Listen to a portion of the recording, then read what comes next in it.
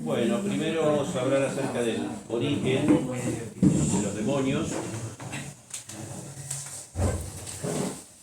Al principio, en la creación, Dios crea a los ángeles, la primera creación que hace, y como saben hay un grupo de ángeles que se rebelan y que llamamos ángeles caídos, después más popularmente demonios, pero en el fondo son ángeles, que en la misma estructura jerárquica que tienen los ángeles en el cielo, como han caído los ángeles de todas las jerarquías, también hay una jerarquía de ángeles caídos, tronos, dominaciones, principados, potestades, ángeles, arcángeles, etc.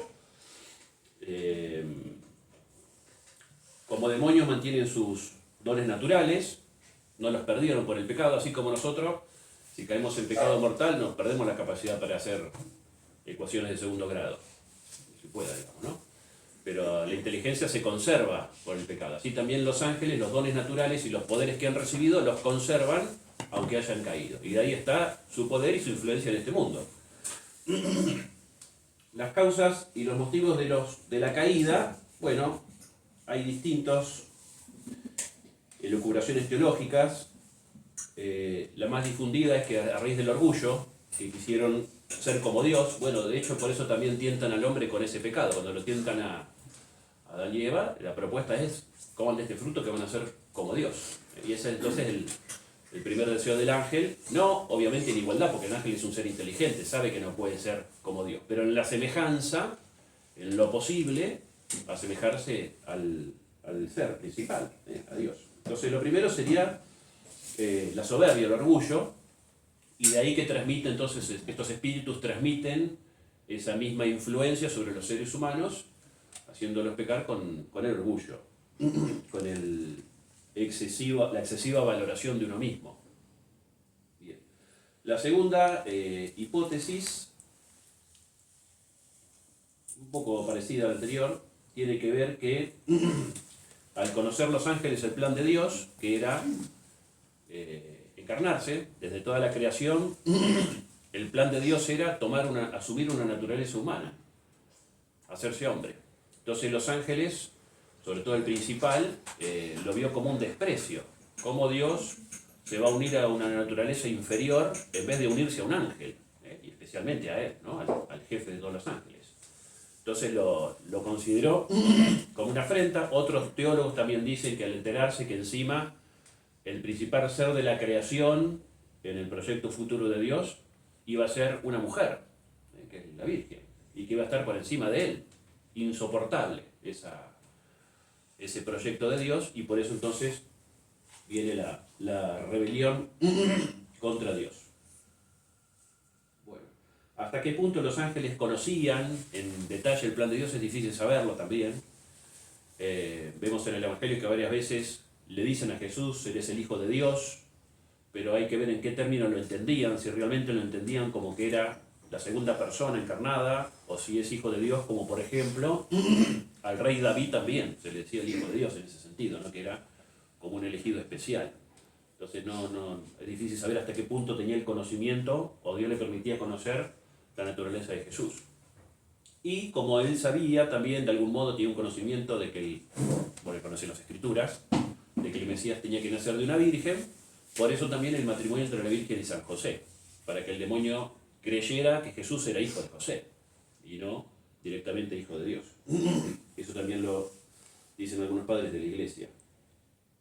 Bueno, respecto al principal ángel caído, el jefe de todos los demonios, bueno, recibe distintos nombres: Satanás o diablo, Jesús lo llama así, también habla del demonio y sus ángeles, y también lo llama como príncipe de este mundo. Vamos a ver un poquito después acerca de los nombres que recibe. Hay un nombre en particular, que es el bastante conocido, que es el de Lucifer, pero que también es necesario aclarar que este nombre en principio es un título cristológico, es decir, Lucifer es un título propio de Jesucristo, que se le adjudica después al jefe de los ángeles del mal. En primer lugar, el término Lucifer, del latín Lucifer, es la misma palabra pero solo que la C suena como CH. Lucifer, en latín, es el lucero de la mañana. Cuando nos levantamos a la mañana y ya está como alumbrando un poco el horizonte, que ya no se ven las estrellas, lo único que se ve es Venus ahí arriba. Entonces esa estrella, claro, imagínense, ahora tenemos relojes, pero durante miles de años el ser humano no tuvo reloj. Entonces vos, para levantarte del sueño, te levantabas y ¿qué hora es? El reloj de sol no mandara a esa hora tampoco. Entonces, por las estrellas más o menos, tenían noción de en qué momento del tiempo estaban. Entonces, al ver el lucero de la mañana, sabían que ya está por llegar el amanecer. Es una marca de tiempo. Y entonces en latín a esa estrella se la llamó Lucifer, quiere decir el portador de la luz. Son dos palabras. Luci plus lucis, la luz, y fero es portar, ¿no? Por ejemplo, en la iglesia el que lleva a los cirios es el cero ferario. Cero ferario. El que lleva la cruz es el cruciferario. Lleva la cruz y fero es portar. Entonces, luciferario, luciferario es el portador de la luz. Y de hecho San Pedro le pone este sobrenombre a Jesús. En la segunda carta de San Pedro, capítulo 1, versículo 16,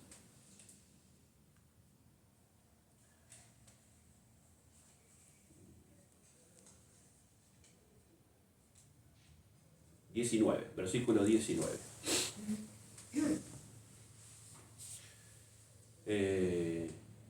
Qui benefacitis ascendentes quasi lucerna lucenti in caliginoso loco donec dies elugesca. Et Lucifer oriatur in cordibus vestris. Y Lucifer, o el lucero de la mañana, se abra en vuestros corazones. Acá en latín dice Lucifer, porque está usando la palabra en latín, o sea, Lucifer. Pero claro, San Pedro obviamente no está hablando del demonio, sino que Lucifer es el estrella de la mañana que representa a Cristo. Hasta que esa estrella de la mañana aparezca, hasta que Jesús venga por segunda vez e ilumine vuestros corazones. Y también esta palabra se usa en el pregón pascual. Cuando se canta el pregón pascual, casi al final, se dice Oramus te ergo Domine, te rogamos Señor, flamas eius Lucifer, que la llama de este Lucifer, en este caso se refiere al cirio pascual, pero también al lucero de la mañana, matutinum invenia, la mañana lo encuentra encendido. Ile inquam Lucifer, quenegit ocaso, aquella luz, aquel Lucifer, aquel portador de la luz que no conoce el ocaso. Ile, qui regressus ab inferis humano generis illuxit, aquel que rezando de los lugares inferiores, está hablando de la resurrección de Cristo, iluminó serenamente al género humano. Entonces, el pregón también, este título de Lucifer, del portador de la luz, se le adjudica a Cristo. ¿Por qué se le empezó a aplicar al demonio? Eso también es una aplicación bíblica que tiene que ver con un texto del profeta Isaías. Isaías 14:12 está relatando en un momento el profeta la caída del rey de Babilonia en estos términos. Quomodo cediste de cielo, Lucifer, que mane orierabis. ¿Qué modo o cómo has caído del cielo, Lucifer, estrella de la mañana? Que la mañana abrías, que abrías la mañana. Entonces acá Isaías también haciendo referencia al lucero que abre la mañana, se lo aplica al rey de Babilonia que de un lugar muy alto cayó estrepitosamente, fue derrocado, o fue creo el tipo que estuvo enfermo, Nabucodonosor. Y entonces este texto bíblico se le aplica que este lucero también es el jefe de los demonios que de un lugar tan alto como estaba en el cielo cayó al fondo del abismo por haberse rebelado contra Dios. De acá viene entonces que se le aplica este nombre al jefe de los espíritus del mal. Pero Jesús nunca lo usa. Nunca usa ese nombre para referirse a este ángel. Bueno. Nombres que aparecen en la Biblia. Bueno, en la Biblia, espíritu maligno aparece 76 veces. 63 veces aparece la palabra demonio, del griego demonium, que en el origen son en la mitología de los griegos, son una especie de seres un poco indefinibles, pero se le aplica aplicar en la traducción bíblica. Recuerden que se traduce del hebreo al griego, la traducción de los 70, esta palabra se aplica entonces para denominar a estos espíritus malos, a estos ángeles caídos, como demonios.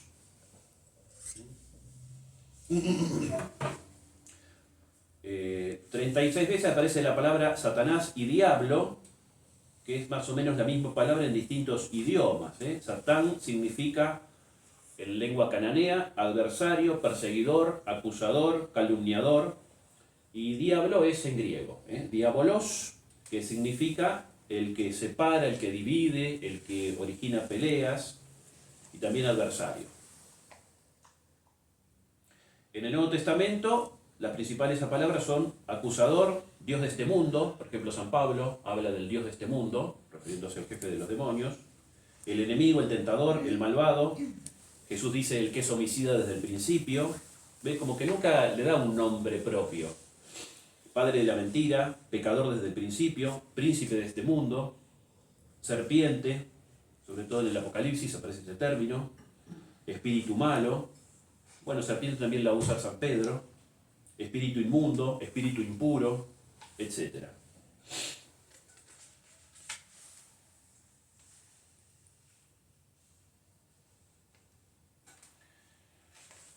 La actividad de los demonios siempre es maléfica.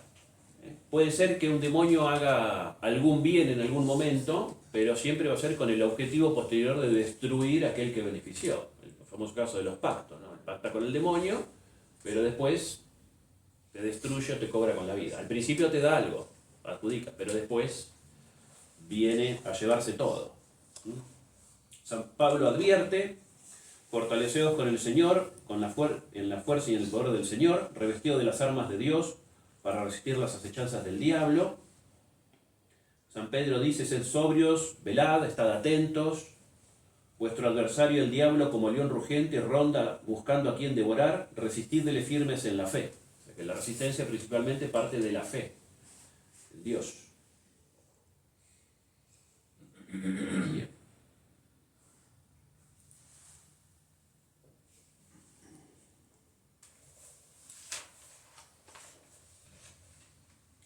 Actividad demoníaca. Hay una actividad ordinaria, común, y una actividad más extraordinaria. La ordinaria es la tentación. La tentación es los distintos estímulos que provocan estos ángeles para incitarnos al pecado y alejarnos de Dios. Y la extraordinaria, bueno, son distintos disturbios que pueden dividirse en molestia local, molestia personal o directamente la posesión diabólica. Bueno, ¿qué es la molestia local? La molestia local se da en objetos. Cuando un espíritu maligno toma control de algún objeto o de algún lugar o de alguna región, se dice que ese lugar está infectado. O la casa, o el objeto con el cual se ha hecho un maleficio, etc.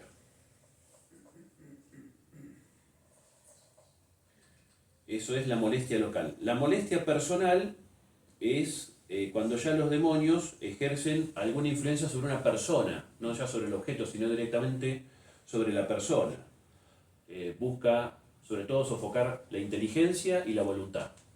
La capacidad de entender, a veces puede dar incluso en el estudio, el embotamiento mental, que provoca algún maleficio, la capacidad de no entender, y la incapacidad para entender las cosas de Dios, provocada a veces por algunos demonios sobre algunas personas. No pueden entender cosas de Dios, ¿no? Se les hace incapaz. Y la voluntad en el sentido del querer cambiar o querer hacer tal cosa, no solo en el caso de querer hacer el bien, sino a veces ya, en algunos casos en que la persona no puede obrar y cae en estados similares a lo que sería una depresión. La persona no puede obrar, queda inactividad, no puede actuar, no puede hacer cosas, no tiene ganas. Bien, y la tercera ya es directamente la posesión diabólica, en la cual alguno de estos ángeles toma control sobre el cuerpo de la persona, nunca sobre el alma. El alma queda, lo máximo que puede hacer es este paso anterior, ¿no? Perturbarla en la inteligencia, en el entendimiento o en la voluntad, en el querer hacer cosas. Hasta ahí puede llegar, pero nunca puede leer o entender los pensamientos humanos, que eso solamente lo puede hacer Dios.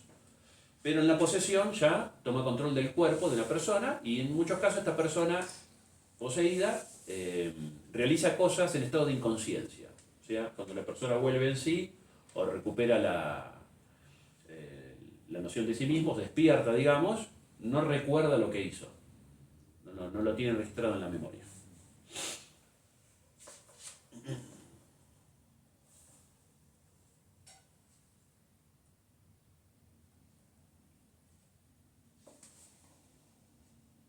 Alguna cosita más vamos a decir acerca de la tentación. Principalmente la tentación, como entendemos, está dirigido a alejar a la persona de Dios, del buen camino, mantenerlo lejos, ofuscar la inteligencia, apagar los sentimientos que pueda tener con relación a la devoción. Y esto pues, se puede ver favorecido también por la misma persona que rechaza distintos llamados que Dios igualmente siempre va haciendo a esa persona para ayudarla por medio de los ángeles buenos, para que recapacite, para que vaya por el buen camino, para que tenga esa chispa interior de cambio. Dios siempre le va dando asistencia, pero la persona rechaza eso y se deja conducir o guiar o llevar más fácilmente por este ángel. San Ignacio va a explicar también en sus retiros cómo las personas se van pareciendo más al espíritu que les domina, ¿no? Entonces, según el espíritu o los espíritus dominantes, la persona va a obrar más conforme a los espíritus dominantes que le rodean, sean los ángeles buenos o sean los ángeles caídos. Y en base a eso, le va a ser más difícil el cambio en un sentido o en otro. O sea, la persona que está más rodeada por los ángeles buenos le va a ser más difícil tomar el mal camino. Y a la persona que está rodeada por ángeles malignos le va a ser más difícil encauzarse, si no tiene alguna asistencia especial y fuerte.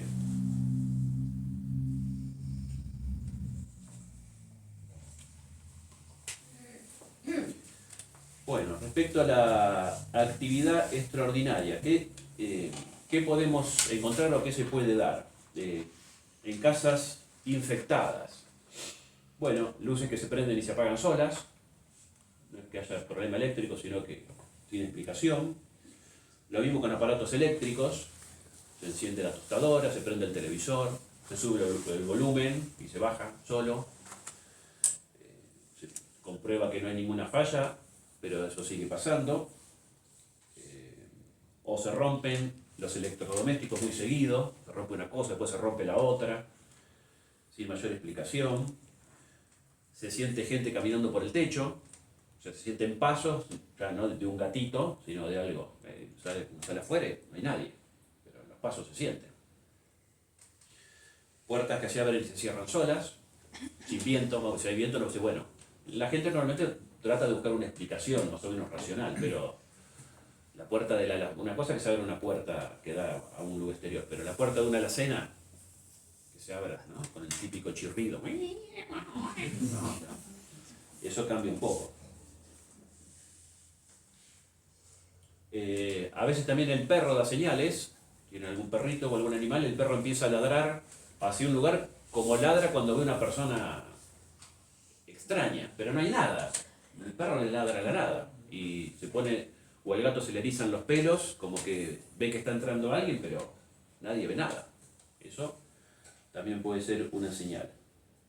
En otros casos se ven sombras, a veces como por el rabillo, como que uno está mirando para un lado y ve como que pasa alguien por acá y mira, pero estaba seguro que vio pasar a alguien, o que le dio la impresión de que alguien pasaba, o que pasó alguien por la ventana y se asoma y no hay nadie.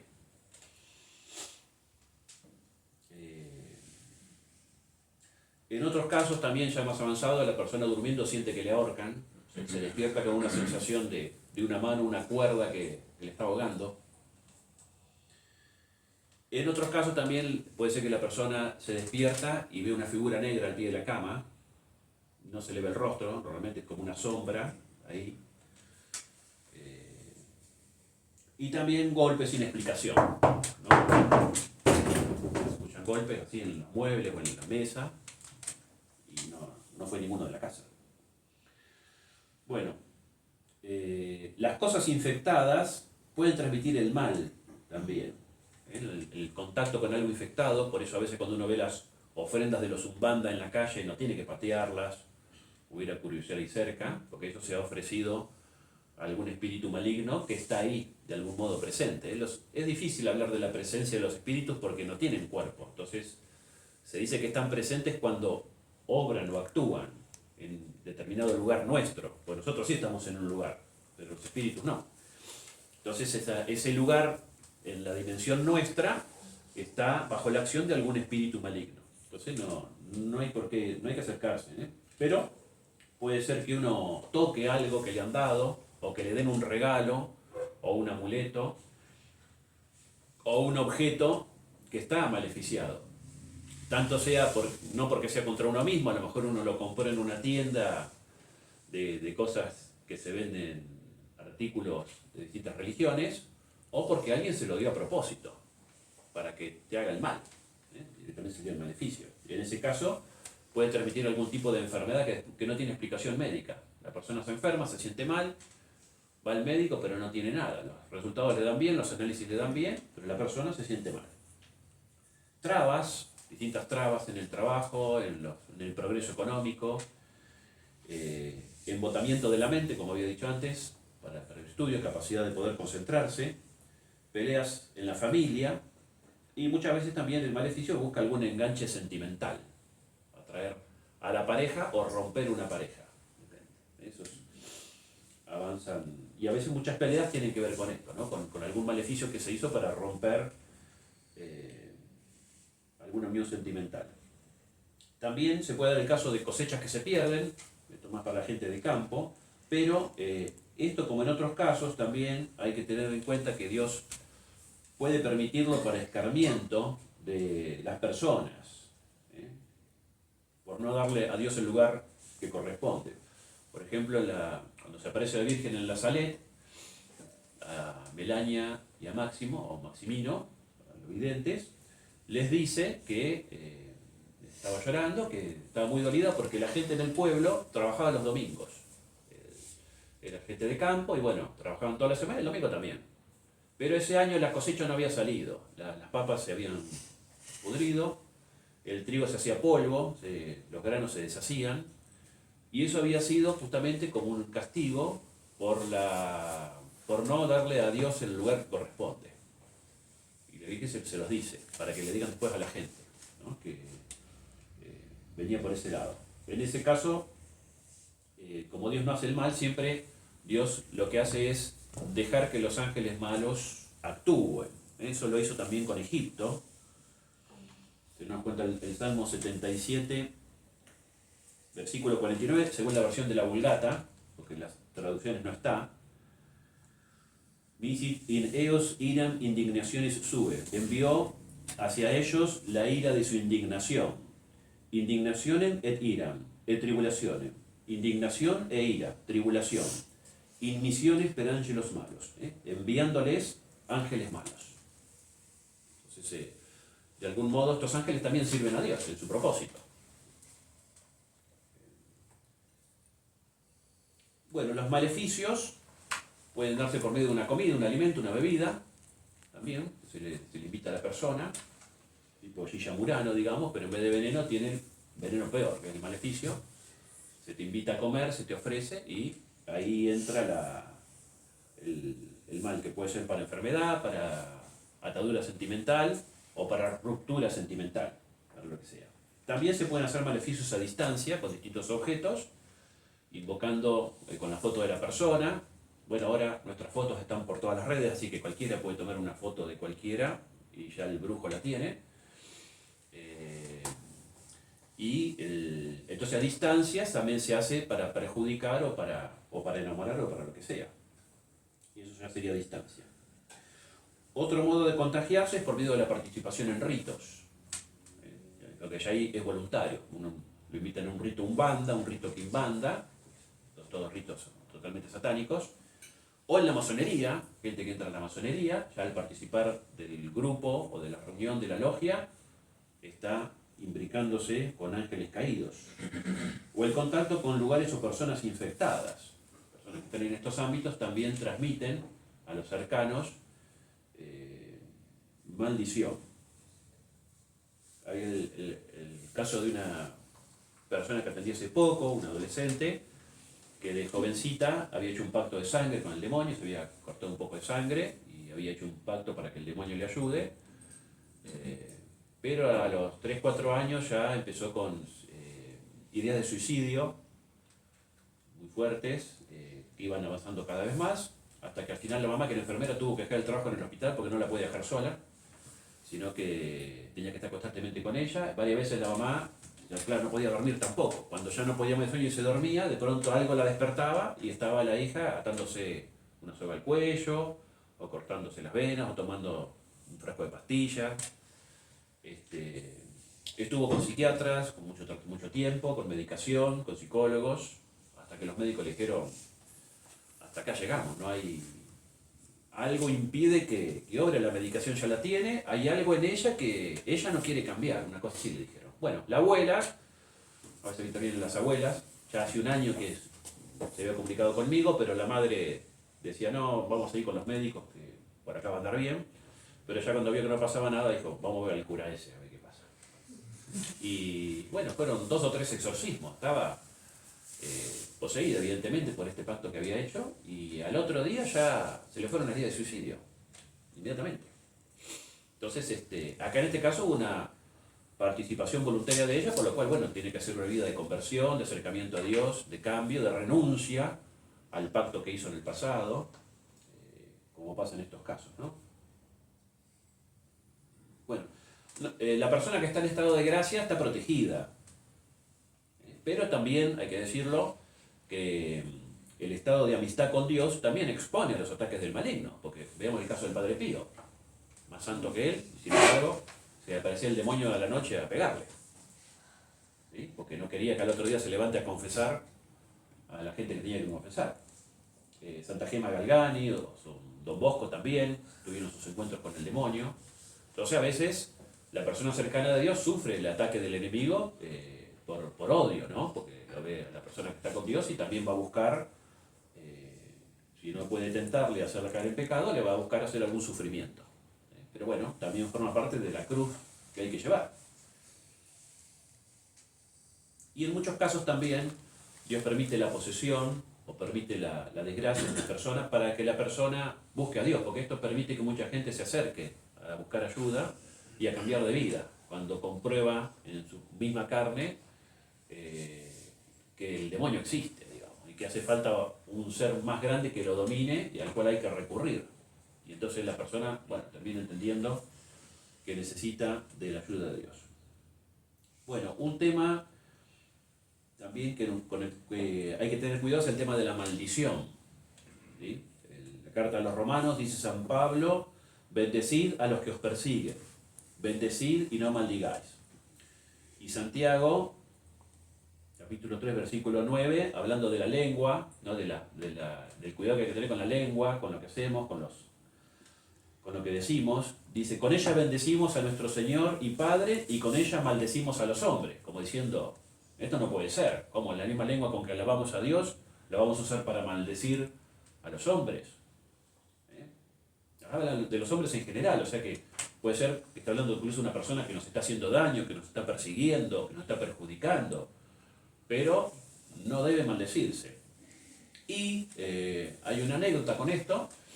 Hace unos años, el periodista Jorge Lanata había sacado una serie de notas desfavorables para la iglesia, publicando alguna serie de escándalos. Monseñor Colino, que era el obispo de Lomas, si mal no me acuerdo, dijo públicamente en un reportaje, ojalá que se muera de cáncer de garganta. Bueno, Lanata todavía está vivo, no está muy bien, ¿no? Está muy mal de salud, pero Colino se murió a los meses. ¿Y de qué se murió? De cáncer de garganta. Entonces, cuando uno, ojo con lo que desea, o con lo que dice, ¿no? Porque por más que seas obispo, la maldición te va a volver en contra. Así que bueno. Otros remedios, entonces, aparte del estado de gracia, son los sacramentales y el uso correcto de ellos, ¿no? A veces la gente viene a buscar agua bendita, pero hay gente que a veces hay que advertirle, porque como no tienen una formación religiosa poco profunda, usan el agua bendita para trapear la casa, ¿no? ¿Por qué? Porque eso se usa también en brujería, digamos, ¿no? Se usa el vinagre como agente, digamos, de liberación, podemos decirlo así, y lo tiran en la casa y lo pasan para sacar las malas ondas. Lo usan mucho las brujitas. El vinagre es un elemento propio de las brujas porque es un elemento corrompido. El vinagre es vino que se corrompió o alguna otra sustancia que se ha corrompido y por eso queda vinagre. Entonces no es un elemento propio para un uso bueno, digamos, por eso lo usan los brujos, no lo usa la iglesia. Pero el agua bendita tampoco debe usarse para trapear el piso, ¿no? Sino que se esparce, se salpica, se usa de ese modo, se usa para hacerse la señal de la cruz, buscando como en la entrada de la iglesia. El uso del agua bendita perdona los pecados veniales, por eso está el agua bendita en la entrada de la iglesia. En la entrada de la iglesia tiene que estar el bautisterio, a veces lo ponen adelante todo, pero tiene que estar en la entrada, el agua bendita y el confesionario. Porque uno entonces se prepara a ingresar al templo con los pecados perdonados. Por eso está eso a la entrada. Entonces uno ya entra al templo purificado. Fíjense que incluso los musulmanes tienen piletas para purificarse en las entradas de las grandes mezquitas. Se lavan los pies, no sé qué, pero es la misma idea de purificación, ¿no? Para entrar después a la mezquita. Bueno, con más razón nosotros, ¿verdad? Y la sal también, la sal exorcizada, se puede usar para comer en pequeñas porciones. El agua bendita también se puede tomar, pero no es para, digamos, 1 litro de agua bendita hace el mismo efecto que 2 gotas. Entonces no es para tomar de a litros, sino para tomar algún sorbito en caso de enfermedad o para protección, lo mismo con la sal. Y la sal también se usa para esparcir. En un lugar que pudo haber estado infectado, o se habían dejado en la puerta de la casa algún maleficio, en esa puerta o en ese sector o en el fondo, si me lo entraron por el fondo, se esparce la sal exorcizada. Eso después con la lluvia se asienta, queda ahí, se puede volver a echar. También se puede poner en los rincones, donde hace ángulo la pared, algún montoncito, y ahí sirve como protección. El aceite exorcizado también se usa para ungir al enfermo. Obviamente no es la unción de los enfermos, no es el sacramento, es un sacramental, pero sirve para salud, porque está invocada la oración justamente para que la persona enferma se recupere de su enfermedad. Entonces se le hace una cruz a la persona enferma, o si va a toma alguna gotita también. Y por supuesto en la casa, crucifijos, ¿no? Alguna imagen de la Virgen, cuadritos, bendecidos, eso también sirve. Hay que tener en cuenta que el culto umbanda utiliza imágenes católicas. Entonces, el que para nosotros es el Sagrado Corazón, para ellos es, no me acuerdo, X, ¿sí? Estela Maris, para nosotros Estela Maris, para ellos es Yemanchao, no sé cómo se llame. Entonces, puede ser que en el templo umbanda encuentren imágenes que parecen católicas, pero en realidad le están dando otro sentido. Y puede ser también que te regalen un Sagrado Corazón. Pero puede ser que tenga un maleficio porque en realidad no es el sagrado, sino que es la divinidad pagana que ellos han invocado y te lo regalan para perjudicar. Bueno, hasta acá más o menos es el panorama. Si alguno tiene alguna pregunta. Tengo un problema, ¿no? Porque yo no logro entender cuál es el límite que tienen ellos. Porque pueden afectar mi mente, mis sentimientos, mis emociones, mi voluntad, pero no pueden afectar mi alma. Pueden infectar una casa, pueden infectar multitudes, pueden infectar individualmente un mar, no entiendo los límites que tienen, o sea, no sé si se sabe, pero digo, ¿cómo sería, cuáles son los máximos, lo mínimo que pueden hacer? Bueno, a ver, si por ello afuera nos destruyen, ya mismo, el límite se los pone Dios a su actividad. ¿Sí? En cuanto digamos, a nivel personal, no pueden entrar en la decisión personal de la persona. Lo que vos decidas, lo decidís siempre vos. ¿Sí? Te pueden, de algún modo, orientar la voluntad, pero como lo puede ser también una persona humana, ¿no? Una persona amiga te puede convencer y te puede persuadir y está moviendo tu voluntad. Y no es que tienes el control de tu ser, de tu alma. Entonces, el demonio, con mucha más capacidad, por medio de pensamientos, de destellos de imaginación, de imágenes que pueden poner en el cerebro, te va conduciendo a que tomes determinadas decisiones, pero después la decisión la tomas vos, siempre, ¿no? Eso no lo puede determinar. En el caso de la posesión, bueno, en realidad ya la persona no obra. porque ahí está el dominio sobre el cuerpo, y el alma está como dormida, no es consciente de que le están usando el cuerpo para hacer otra cosa. O sea, solo influye. Sí, en una persona que no está poseída, influye por medio de sugestiones, ¿no? Sí, ese sería el límite. Y después, en cuanto al poder, bueno, tienen el poder de destruir toda la creación. No lo hacen porque Dios les sujeta y les permite determinadas cosas de acuerdo a los planes que Dios tiene. ¿No? En el caso de Judas, por ejemplo, porque bueno, Dios permitió, en el plan estaba. Obviamente que el plan era que Judas cambie, ¿no? Así como Pedro traicionó a Jesús y se arrepintió, Judas también podría haberse arrepentido y haber cambiado. Bueno, no quiso. Siguió su camino. Y todos estos cultos paganos que vos mencionas, cuando ellos invocan fuerza X, no sé qué nombre, debe tener sus nombres, ¿no? Pero yo no los conozco. ¿Esos son los mismos ángeles caídos? ¿Cómo son de la jerarquía? Yo si sacrifico más, tengo acceso a algo más poderoso, por así decirlo. ¿Cómo es toda esa...? Y sí, los nombres van variando también por las regiones. Por ejemplo, acá es muy común la invocación al gauchito Gil, que obviamente en Asia Menor ni deben saber quién es. Entonces en Asia Menor se invocará otro demonio. A lo mejor es el mismo demonio que acá adopta este nombre porque es el culto que está establecido acá, ¿no? Y como Antonio Gil era devoto de San la Muerte, la devoción al gauchito Gil está unido a San la Muerte, que es también otro demonio. Entonces, digamos, ahora, ¿hasta dónde se puede llegar? Bueno, ustedes están viendo en la televisión, más o menos las noticias que salen del secuestro de Loan y de todos los niños que secuestran para órganos, para prostitución y para sacrificios. ¿Para qué sacrifican a un nene? Evidentemente, el que está haciendo eso está buscando un pacto con un demonio de alta jerarquía, porque está buscando poder, dinero, lo que sea, ¿no? O destruir a sus adversarios. Entonces, Una pregunta. Decía, parece recién que el límite se lo pone Dios a la actividad, pero que aún así a las almas no puede llegar al cuerpo o a persuadir, pero no tocar el alma. Claro. ¿Es por una cuestión ontológica o por una cuestión de que Dios le pone el límite? No, ontológico, o sea, el alma no tiene poder Entonces sobre... no podría destruirlas así. No, Okay. no puede destruir el alma, no, eso no puede. Afecta al físico, sí, el alma no. ¿Padre? Sí. ¿Y qué sería lo que ellos buscan, digamos, cuando hay infestación de casa? O sea, cuando hacen, no sé, todos los ruidos, todo lo que usted describía. Bueno, ahí hay que ver el origen, digamos. Pasa eso y dice, bueno, pero la cura inmediatamente.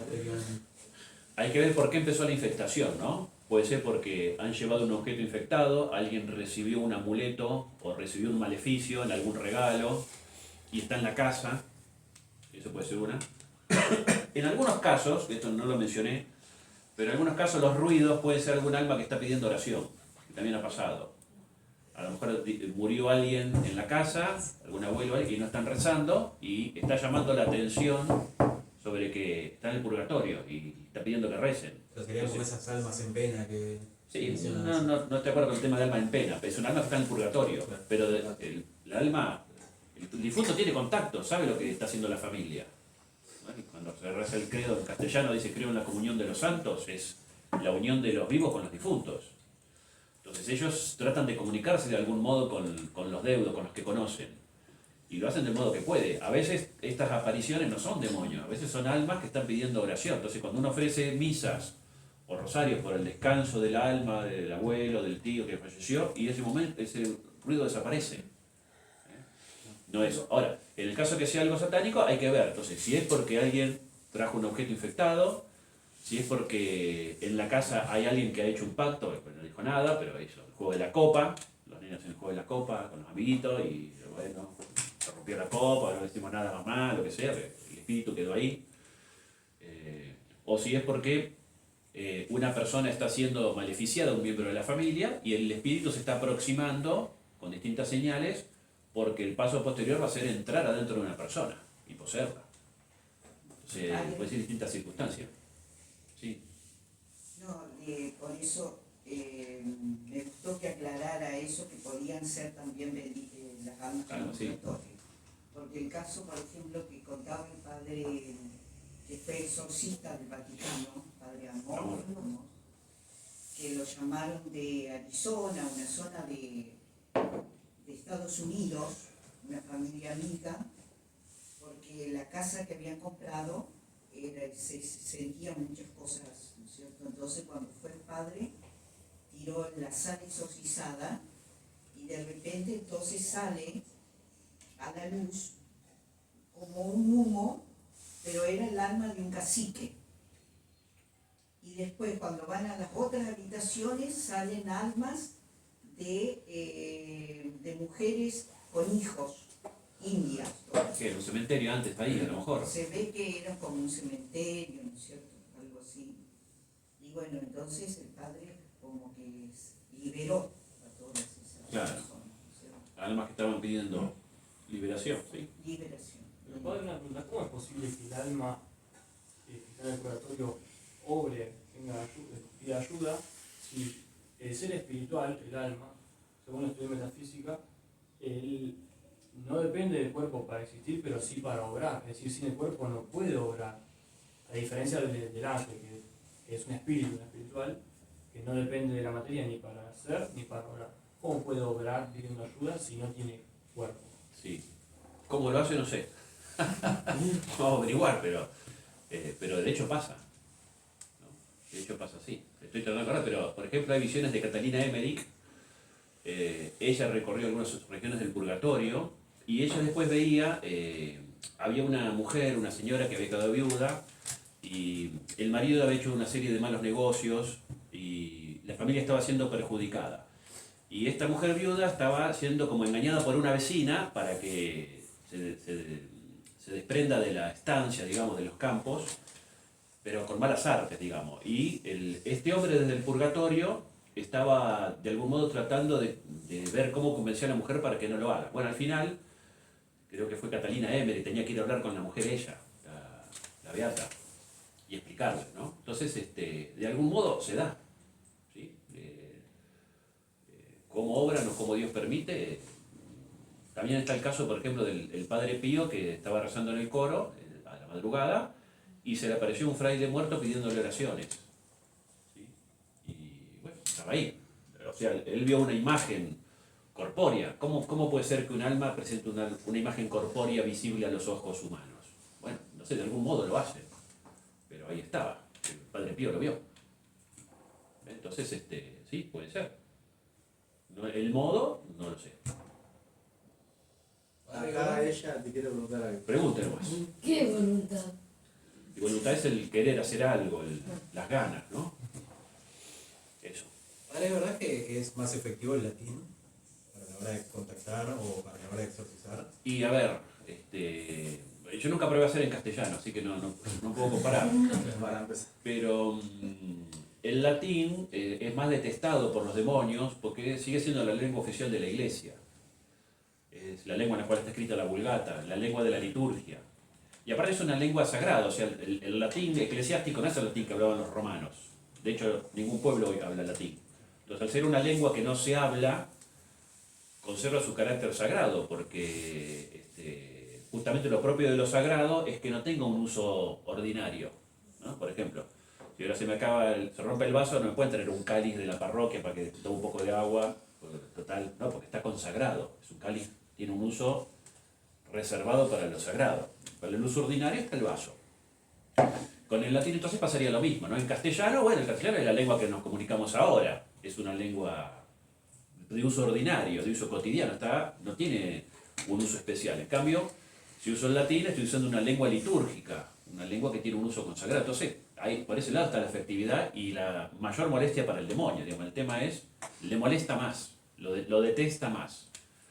Y de hecho se nota que lo detesta más porque inexplicablemente es un idioma detestado, ¿no? Por ejemplo,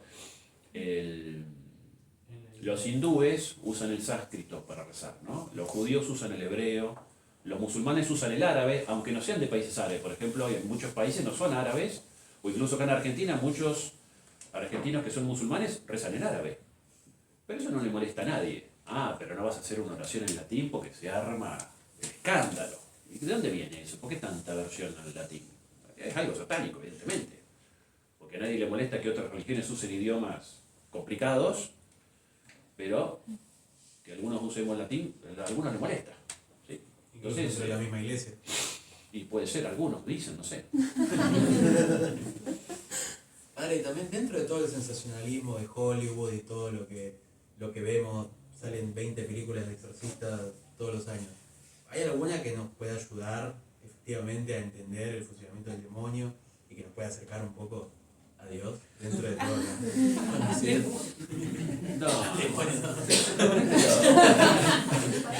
A ver, hasta ahora no, ninguna vino a girar la cabeza a 360 grados, no apareció nadie con eso. Realmente la persona posesa se pone violenta porque lo que busca el demonio es huir del exorcismo. Entonces la violencia es en realidad salir corriendo.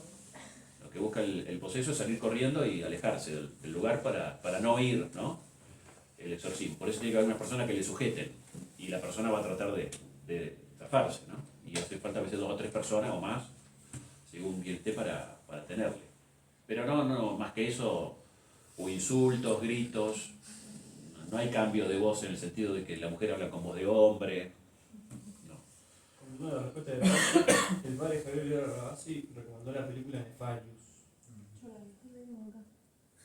Está bien hecha esa película, ¿sí? Porque el demonio, el poseso hablan naturalmente, digamos, es un preso hablando, pero está hablando el demonio, que realmente se presenta de ese modo, ¿no?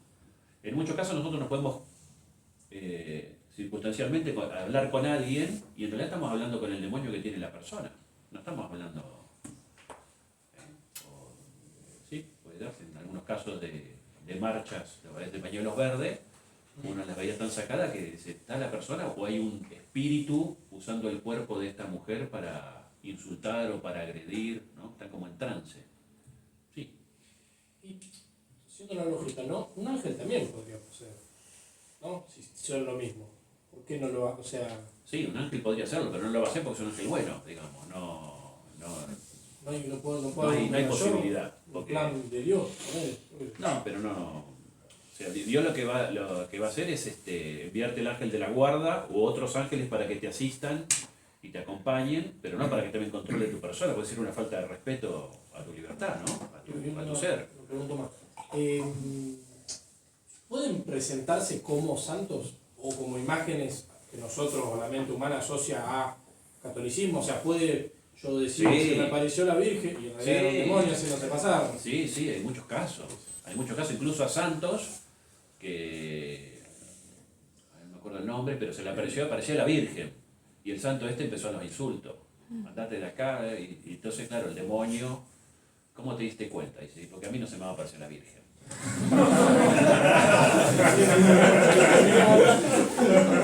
Y eso que es un santo, ¿no? Pero en otros casos hay señales, como por ejemplo, que realmente en las apariciones de la Virgen se le ven los pies, pero en las apariciones del demonio nunca se le ven los pies. Porque dice que si, claro, como o sea, lo que está haciendo el demonio al presentar una imagen, ¿no? De algún modo, es difícil de explicarlo, pero es como que representar una imagen en el cerebro. Porque lo que nosotros estamos viendo acá es una imagen en el cerebro, ¿no? La luz descompone por medio del ojo, no sé qué, y el cerebro transmite al alma lo que estamos viendo delante de nosotros. Por eso ahora acá hay espíritus, les aclaro, buenos y malos. No los vemos, pero están acá. Están entre nosotros, ¿no? Como dicen los extraterrestres, pero sí, estos están entre nosotros.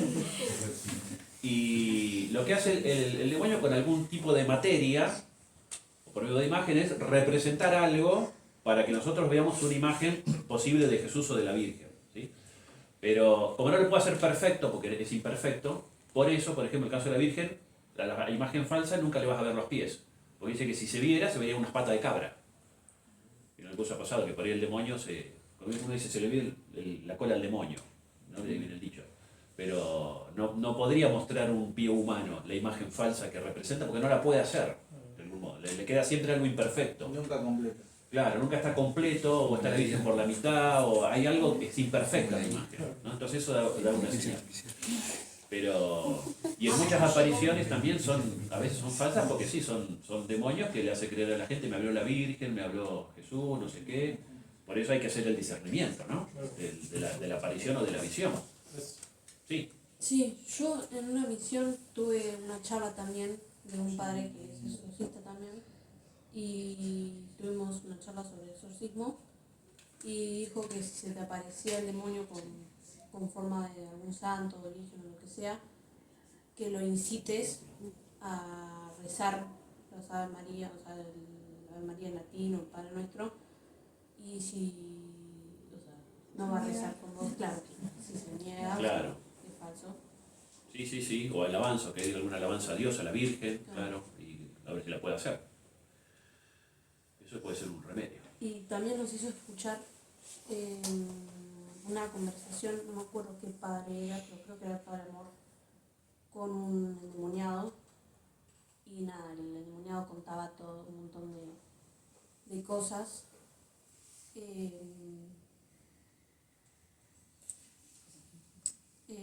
Claro, no. Acerca de Dios y de la Virgen, digamos, Claro, de la tenía que Virgen, o sea, el obligado a padre decir cosas claro, le de la fe. preguntaba y le decía, y bueno, contó que por ejemplo no podía entrar a una casa en la que la familia completa había rezado el rosario. Una de las cosas. Después otra era que bueno, cuando tenías un rosario en la mano también, como que se alejaban de vos, o sea, se sentían, o sea, el demonio se expresaba con que le explotaba la cabeza. Claro.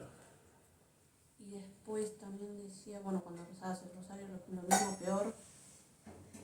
Y nada, cosas así. Sí, bueno, ese es los otros sacramentales, ¿no? El escapulario, el detente del Sagrado Corazón, la medalla de San Benito, la medalla milagrosa, etc. Todo lo que... Había un francés que... Airal creo que se llama. Y dice, yo parezco un general ruso, dice, porque tengo todas las medallas, ¿no? Todo el Sagrado Corazón, el escapulario, un medallero, pero él dice, pero yo no me voy a quedar sin ninguna. Bueno, ya que están, las usamos. Y hay que tenerlas, ¿sí?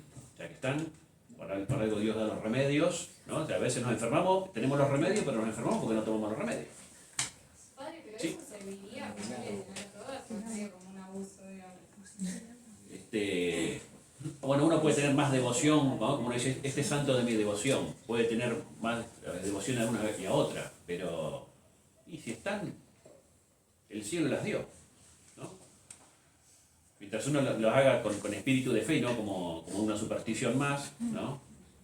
Medallita, también la cintita roja por las dudas, por la envidia, ¿no? Acá todo no, claro, hay gente, hace años me acuerdo que había el papá de un amigo era pastor protestante. Entonces iba a una iglesia evangélica y iba una señora. Y la señora iba el viernes a los testigos de Jehová. El sábado al culto evangélico y el domingo iba a misa. Entonces el pastor era un italiano. Dice, el pastor dice, escúcheme, doña Carmen, pongámosle. No puede, usted tiene que elegir una religión, no puede estar testigo de Jehová, evangélico y después va a la iglesia católica, tiene que elegir una religión. Dice, mire, pastor, yo, si digo testigo de Jehová, me salvo. Si es protestante, me salvo. Si es católico, me salvo. De cualquier modo, me salvo. Pero no es así la cosa tampoco, claro.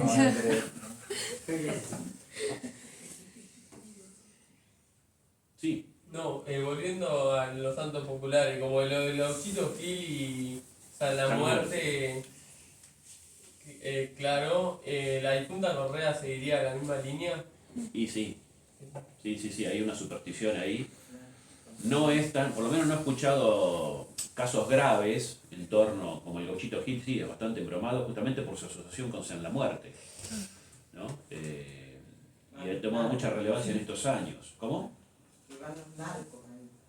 También, lo que pasa es que, claro, como Antonio Gil era ladrón, él invocaba a San la Muerte para que le protejan los robos. De ahí viene la devoción en las cárceles al Gauchito Gil como protección para ir a robar. Incluso me han contado algunos presos que con un hueso de muerto se abren la piel y se colocan, haciéndole promesa al Gauchito Gil, un hueso de muerto bajo la piel. Y han contado casos de que le han dado 25, 26 balazos y los tipos no se mueren.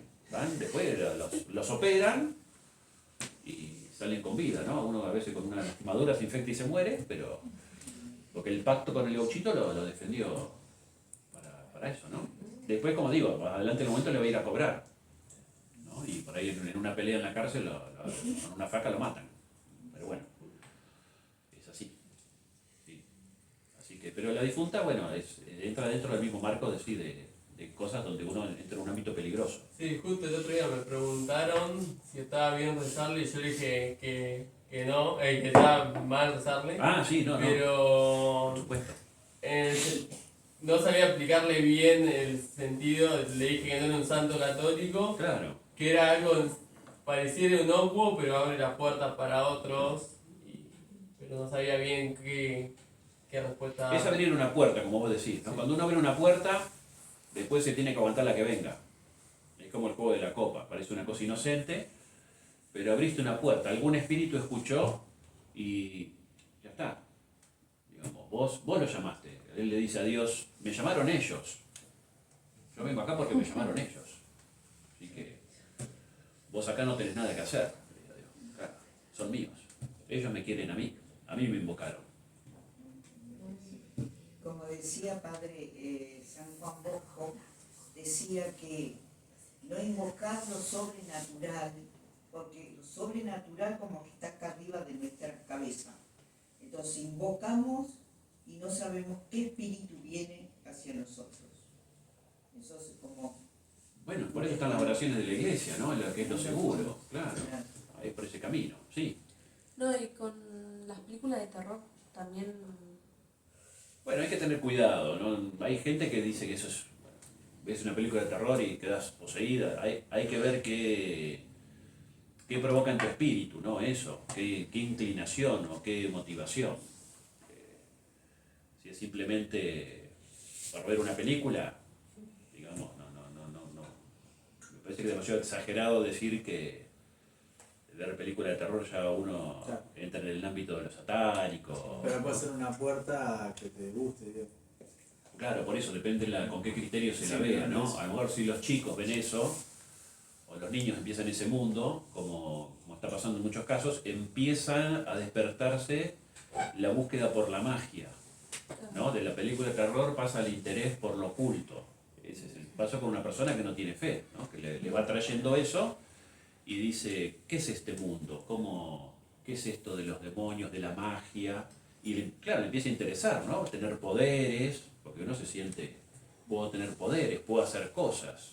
Es como el caso de Harry Potter, que parece una cosa totalmente inocente, pero puede despertar en el niño el deseo de, ¿cómo es con una varita hago cosas? ¿Y cómo es eso? Entonces hay escuelas de magia, en La Plata hay, ¿no? Han abierto alguna ya. Entonces la gente, y sí, esto va avanzando, la gente aprende magia.